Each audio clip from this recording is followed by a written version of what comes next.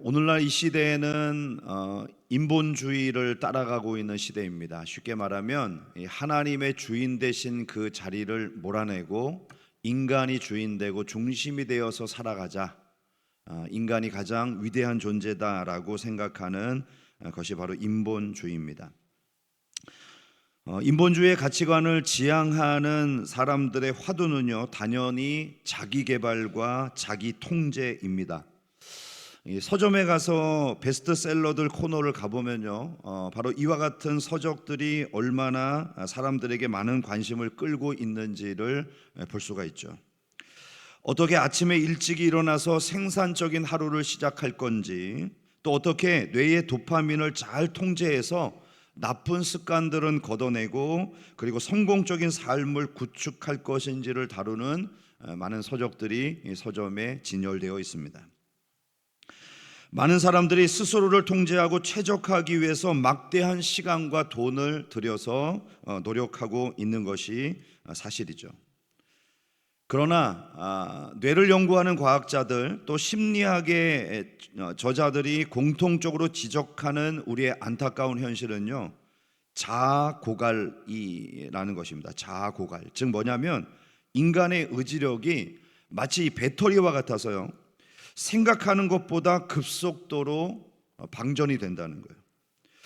머리로는 옳고 그른 것을 완벽하게 알면서도 막상 퇴근 후가 되면 그 모든 세웠던 고상한 계획들, 그 도덕적인 결심들이 허망하게 무너지는 것입니다. 오늘 밀려 있는 빨랫감도 좀 치우고 집도 청소하고 그동안 못했던 일들을 하자. 근데 너무 이 직장의 업무에 시달리면 집에 와서 어떻게 하죠? 가방 집어 던지고 에이 모르겠다.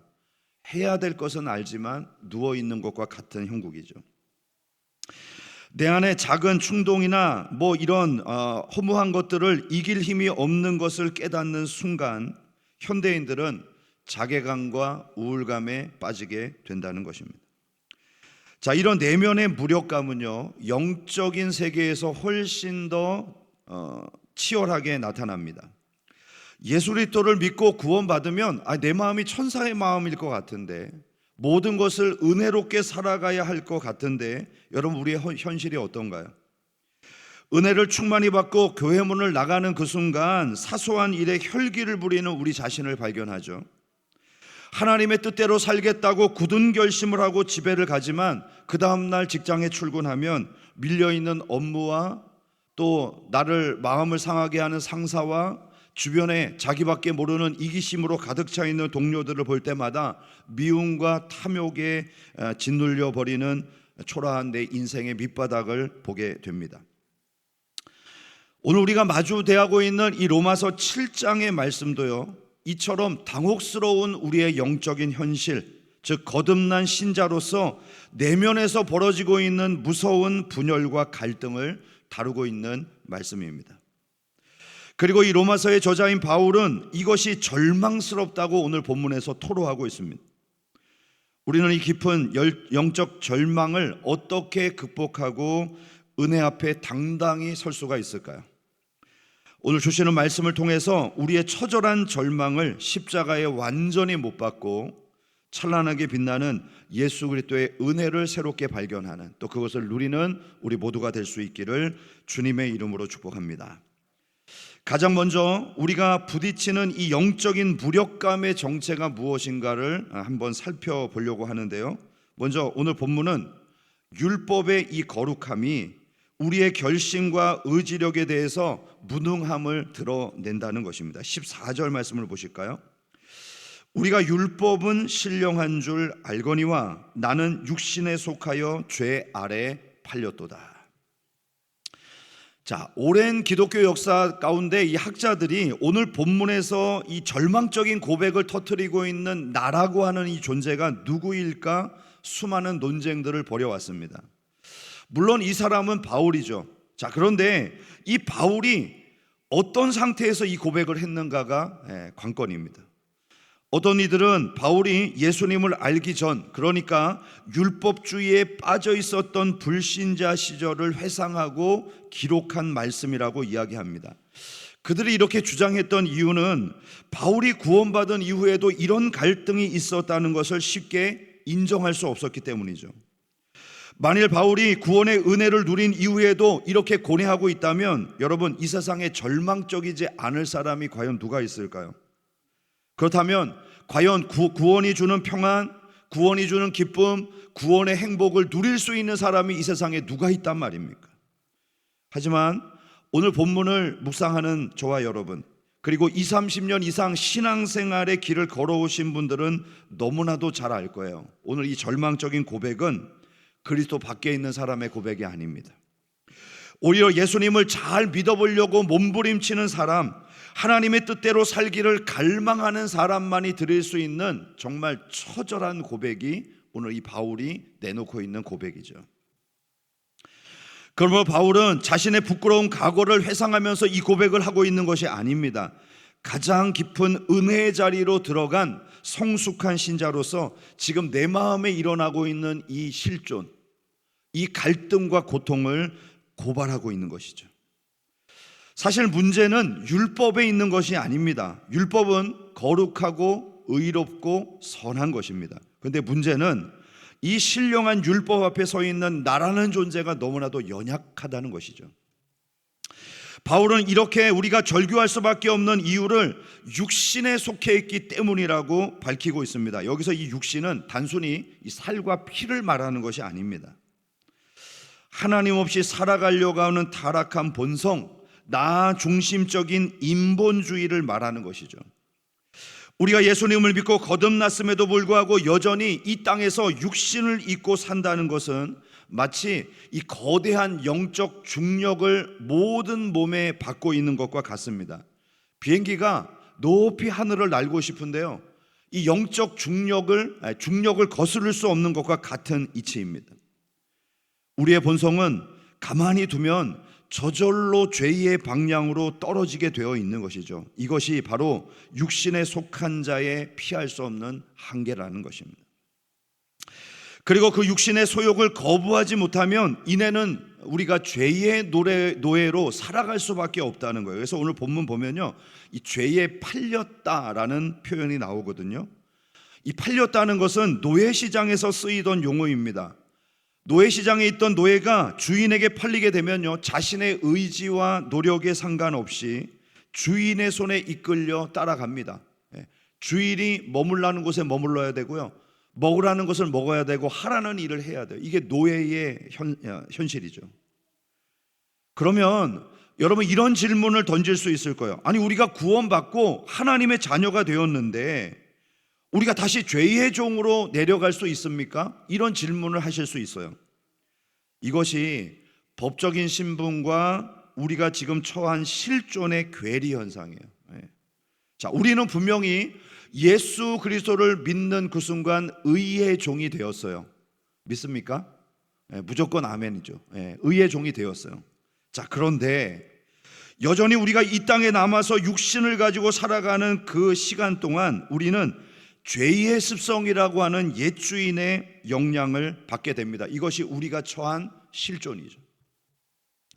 이것은 마치 전쟁이 끝났고 해방은 선포되었지만 여전히 잔존해 있는 옛 적군에게 포로로 붙잡혀서 고초를 겪고 있는 것과 같은 상태입니다. 머리로는 자유인인 것을 알지만 내 몸은 여전히 죄라고 하는 옛 주인의 채찍질에 고초를 당하고 있는 상황인 것이죠.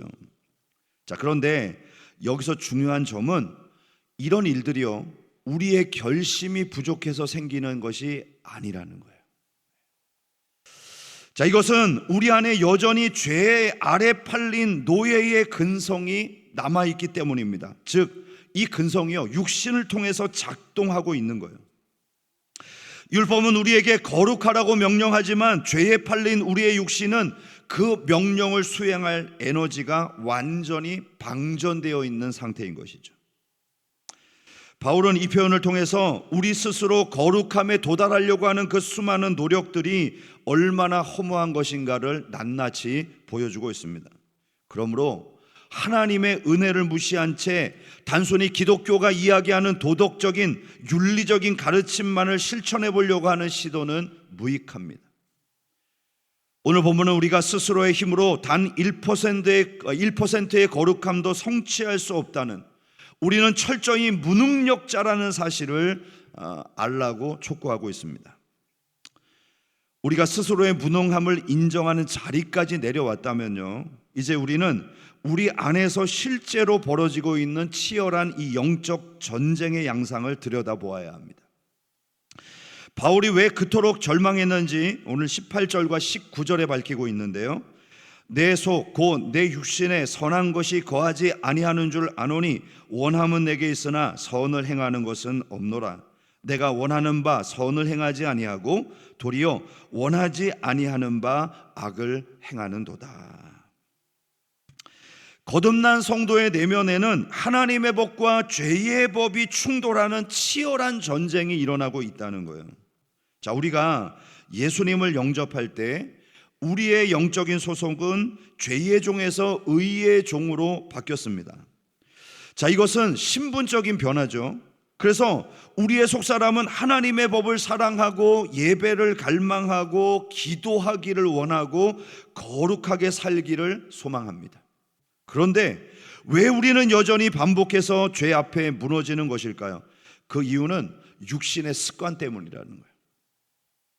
우리는 영적으로 거듭났지만 우리가 입고 있는 이 육체는 오랜 세월 동안 죄 짓는 일에 너무나도 익숙하게 길들여져 있는 거예요. 그래서 여러분들 다 알고 있죠? 다이어트를 해야 된다는 현실을 알고 있잖아요. 아닌가요? 어떻게 하면은 살을 뺄 수 있다는 방법도 알고 있잖아요. 그런데 생각한 대로 안 되는 거죠. 뱃살 안녕 운동 프로그램에 동참하면 뺄 수 있는데 나오기까지가 쉽지 않은 것이. 거기서 요구하는 운동을 다 감당해내기가 부담스러운 거죠. 알고는 있지만 행할 수 없는 거예요. 여러분, 이 비행기에는 자동 비행 장치가 있습니다. 한번 이거 생각해 볼까요? 조종사가 운전대를 꽉 잡고 의식적으로 조종을 하면요, 조종사가 원하는 방향으로 항로를 결정할 수 있어요. 그런데 이 조종사가 좀 피곤해요. 어느 정도 안정권에 들어왔다고 생각하면 이 자동 비행 장치를 딱 걸어 놓으면요, 거기에 걸려있는 기본값이 항로를 딱 따라서 갑니다. 정확하게 날아갑니다. 우리의 육신도 이와 같다는 것입니다. 우리가 조종관을 붙잡고 가려고 하는 것은 저 천국입니다. 그런데 육신의 자동 항법 장치가 설정해 놓은 것은요, 죄와 멸망의 장소예요.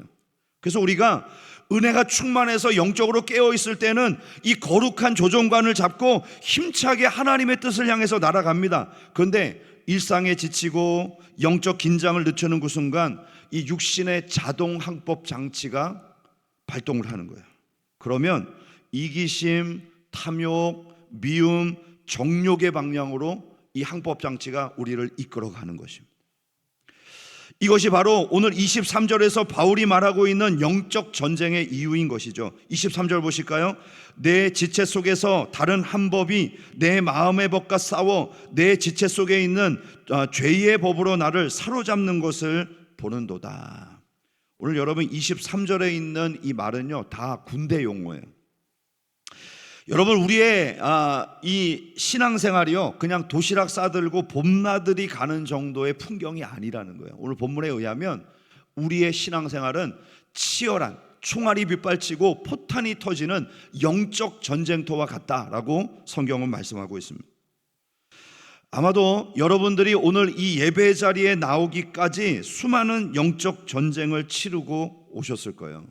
바쁘다고 하는 현실, 피곤하다는 핑계, 신앙생활을 달가워하지 않은 가족들의 눈총, 우리의 삶의 여러 모양으로 가로막고 있는 장애물들을 넘어서 오늘 이 자리까지 오신 것이죠.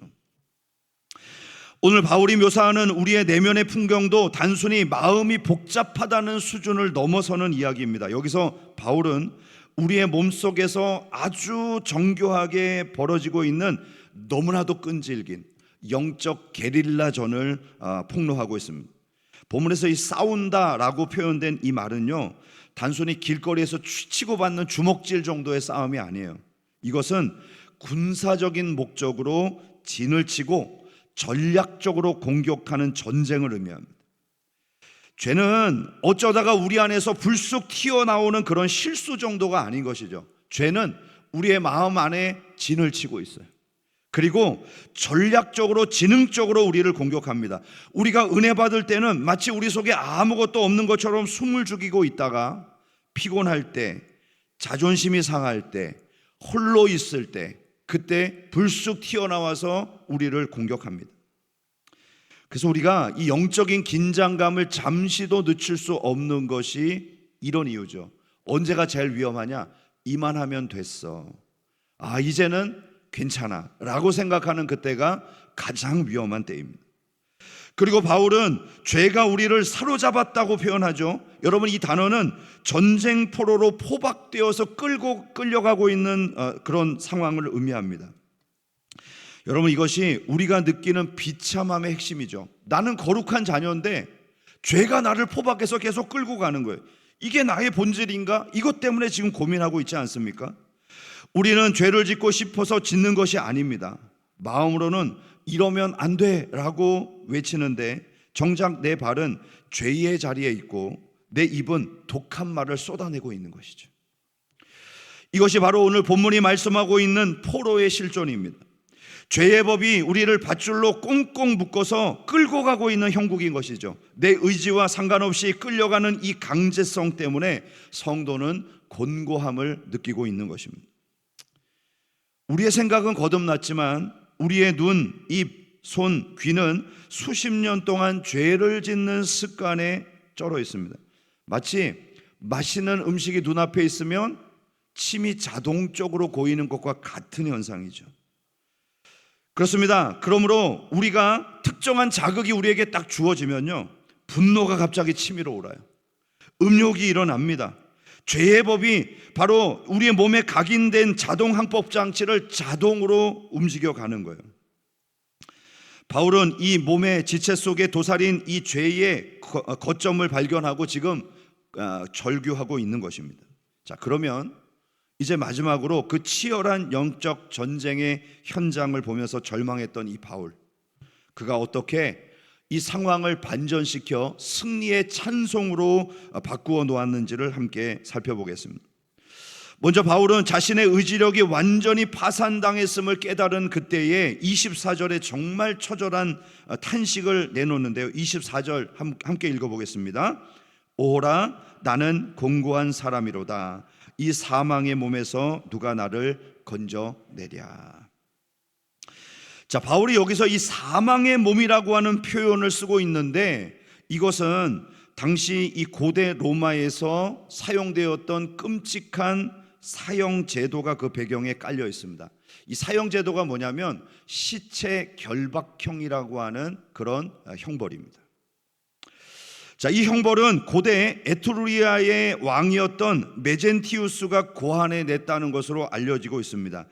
이 고대의 로마 시인이요, 이 형벌에 대해서 이렇게 기록을 남기고 있는데요. 그는 죽은 자를 산 자에게 묶었다. 손과 손을 맞대고 얼굴과 얼굴을 맞대게 했다. 그리고 그 끔찍한 포옹 속에서 부패와 오물이 산 자를 서서히 죽게 내버려 두었다. 여러분, 이 형벌의 가장 잔인한 점은 시체와 산자를 마주보게 하고요, 완벽한 대칭이 되도록 밀착을 시키는 것입니다. 살인자의 이마와 시체의 이마가 같이 맞붙게 하고요, 살인자의 입술과 시체의 입술, 살인자의 가슴과 가슴, 손바닥과 손바닥을 정확하게 맞닿게 해서요, 가느다란 밧줄이나 가죽끈으로 머리부터 발끝까지 꽁꽁 묶어 놓는 거예요. 자, 그러니까 산자와 죽은 자는 이제 한 몸이 되는 것입니다. 잠을 잘 때도 숨을 쉴 때도 이 시체의 무게와 차가운 감촉을 온몸으로 다 느껴야 하는 것이죠. 그런데 여러분, 이 형벌이 더욱 무서운 것은요, 사형수를 즉각적으로 죽이는 것이 아니라는 사실입니다. 십자가의 형벌처럼 이 사형수는 아주 서서히 고통스럽게 죽어갑니다. 이 형벌이 가져오는 끔찍한 세 가지의 육체적 고통이 있습니다. 첫 번째는요, 악취와 가스입니다. 시체가 부패하기 시작하면서 발생하는 유독가스, 지독한 악취가 산자가 호흡할 때마다요 24시간 들어오는 거예요. 폐로 들어오는 거예요. 두 번째 고통은 부패물의 침투입니다. 시체가 썩어가면서 흘러나오는 액체가 있을 거 아니에요. 그 독소들이 산자의 피부를 점점 적셔옵니다. 이 독소들은 산자의 모공을 통해서 체내로 침투하고요, 그리고 피부에 트러블을 일으키고 끝내는 감염을 발생시키게 되죠. 그리고 마지막 세 번째가 동반부패입니다. 시체가 썩어가는 속도에 맞춰서 산자의 몸도 함께 썩어 들어갑니다. 마치 이 과일 상자에 썩은 과일이 있으면 어떻게 되죠? 그 맛다운 곳이 함께 썩는 것과 동일한 이치입니다. 결국 산자는 자신의 몸이 시체처럼 변해가는 과정을 말짱한 정신을 가지고 다 지켜봐야 돼. 그 고통을 다 떠안아야 되는 거예요. 그러니 이 형이 확정된 사람은 얼마나 두려웠을 것이며, 이 형이 집행되는 과정에서 그가 느꼈을 중압감이 얼마나 클 것인가는 짐작해 볼 만합니다. 더욱이 이 형이 집행되는 기간은요, 사형소가 죽을 때까지예요. 그러므로 그는 살아 있었지만 이 형이 진행되는 동안에는 이미 죽은 것과 다를 것이 없는 것입니다. 그래서 바울이 이 사망의 몸이라고 표현하는 것은 바로 이 형틀을 생각하고 이야기하는 것입니다. 바울은 지금 거룩하게 살고자 하는 자신의 새 생명에 이 썩은 냄새가 진동하고 있는 옛 자아의 시체가 밧줄처럼 꽁꽁 묶여 있다는 사실을 발견하고 있는 것이죠. 떼낼래야 떼낼 수도 없고 도망치려 할래도 도망칠 수 없는 이 부패한 본성과의 동고, 이것이 오호라 나는 공고한 자라고 하는 그런 고백인 것입니다. 근데 여러분, 바울의 이 부르짖음에서 가장 중요한 단어가 뭔지 아세요? 24절을 다시 한번 볼까요? 오호라 나는 공고한 사람이로다. 이 사망의 몸에서 누가 나를 건져내랴. 많은 사람들은 상반절에 있는 데서 멈춥니다. 오호라 나는 공고한 사람이로다. 그리고 무슨 말을 하죠? 끝났다, 절망이다, 소망이 없다, 이대로 죽어버리자, 이런 말을 합니다. 그런데 바울은 그 뒤에서 이야기합니다. 이 사망의 몸에서 누가 나를 건져내랴. 그래서 오늘 이 24절에서 가장 중요한 단어는요, 누가예요. 누가. 바울은 지금 공고한 자신의 처지도 사망이 다가와 있는 절망적인 상황에도 집중하지 않습니다. 그는 자신 스스로 어떻게 무엇으로 이 상황을 극복해 볼 것인가를 찾지도 않았습니다. 오직 그의 시선은 누가 나를 건져낼 것인가, 여기에 있었던 것이죠. 우리가 이 구절을 깊이 이해해야 하는 이유는요, 우리 역시 방법을 찾다가 길을 헤매고 있잖아요. 이거 어떻게 하면 이길 수 있는가 노력해보다가 절망하잖아요. 세상의 종교와 온갖 자기개발서의 끊임없는 요구는 뭡니까? 어떻게 이 문제를 해결할 수 있을까? 어떻게 내가 네 마음을 다스리고 수련해야 이 마음 안에 있는 번뇌를 비워낼 수 있을까? 바로 이것이 관건이지만 오늘 바울은 로마서 7장에서 어떻게 여기에 집중하지 않는 것입니다. 왜냐하면요, 바울이 다 해봤거든.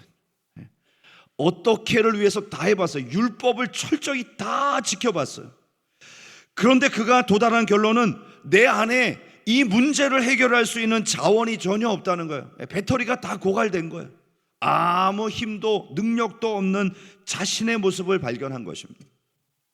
그런데 여러분, 놀랍게도 이 절망이 기독교가 시작될 수 있도록 해주는 열쇠라는 거예요.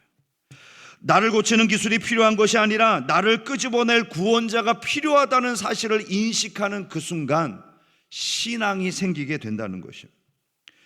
여기서 이 건져낸다라고 하는 이 단어는요, 포악한 원수의 손에서 강제로 낚아채우는 것을 의미합니다. 마치 불길이 치솟는 건물 속에 갇힌 사람이 스스로의 힘으로 빠져나올 수 없을 때 소방관이 문을 부수고 들어가서 그 사람을 어깨에 들쳐매고 나오는 것과 같은 이미지예요.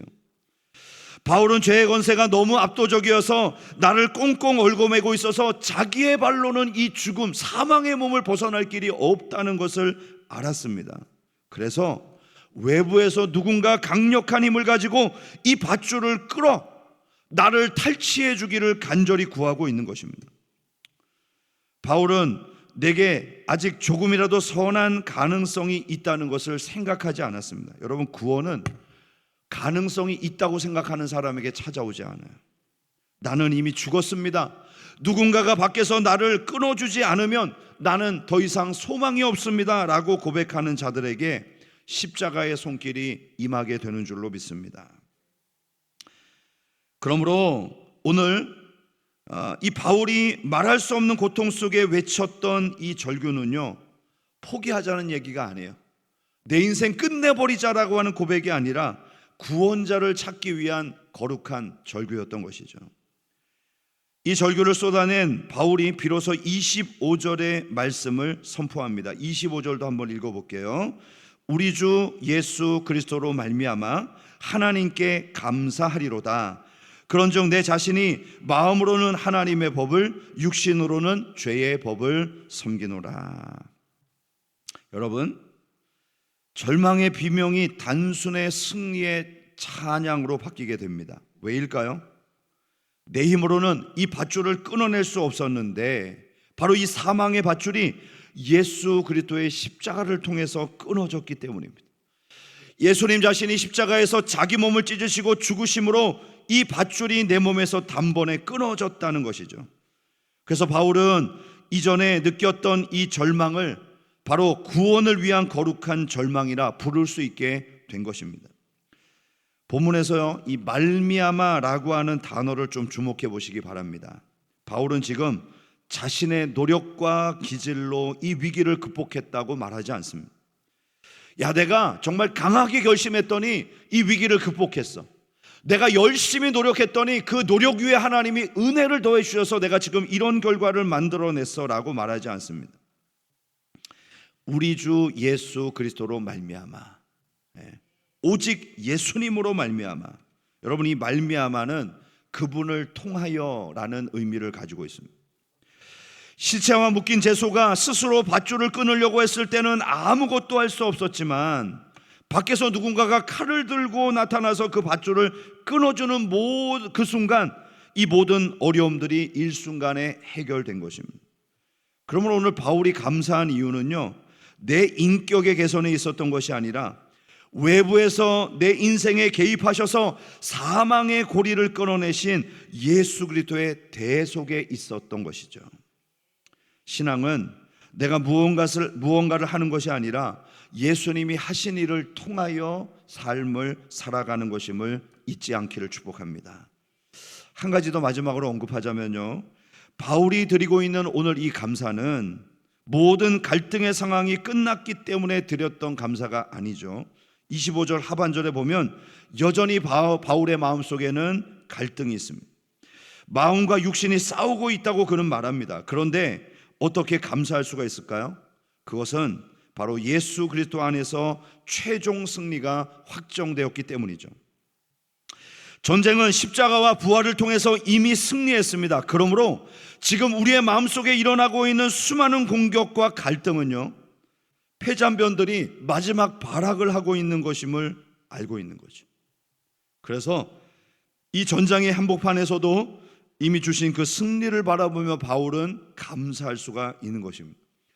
이제 다음 주에는 우리가 로마서 8장을 함께 다루게 될 텐데요, 이 25절에서 일어났던 감사가 바로 이 8장에서 일어나고 있는 거대한 은혜와 자유의 문을 여는 열쇠가 되었습니다. 여러분, 감사는요, 은혜의 문을 열어주는 열쇠예요. 우리는 다음 주에 바울의 감사의 고백이 만들어낸 진정한 자유의 노래를 보게 될 것입니다. 이제 말씀을 맺겠습니다.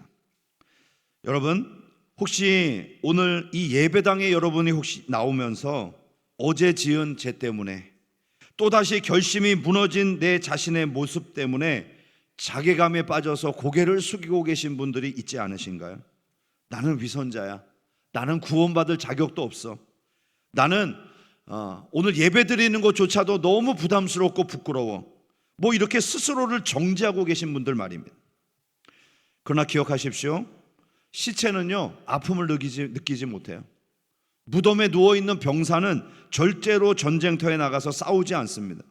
여러분의 마음속에 죄에 대한 미움이 있고 이 죄를 가책을 받으며 거룩하게 살지 못하는 것 때문에 가슴에 탄식이 있다면 여러분, 그것은 여러분이 이 타락한 세상에 동화되지 않았다는 증거입니다. 살아계신 하나님의 자녀라고 하는 확실한 증거임을 믿을 수 있기를 축복합니다. 그러므로 여러분의 탄식과 절망을 억누르려고 하지 마십시오. 그것은 멸망하는 자의 비명이 아니라 거룩한 구원의 빛을 갈망하는 절망인 줄로 믿을 수 있기를 축복합니다. 스스로 나아지려고 하는 율법적인 노력과 여러분의 삶의 여정을 온전히 십자가 위에 못 박을 수 있기를 축복합니다. 그렇다고 막 살자는 얘기는 아니에요. 이번 한 주간 나의 무력함으로 인해서 공고한 자신을 바라보며 탄식하되 그 탄식의 끝에서 결국 나를 넉넉히 이기게 하시는 그 하나님 앞에 십자가를 끝까지 부여잡고 승리의 찬양을 부를 수 있는 우리 모두가 될 수 있기를 주님의 이름으로 축원합니다.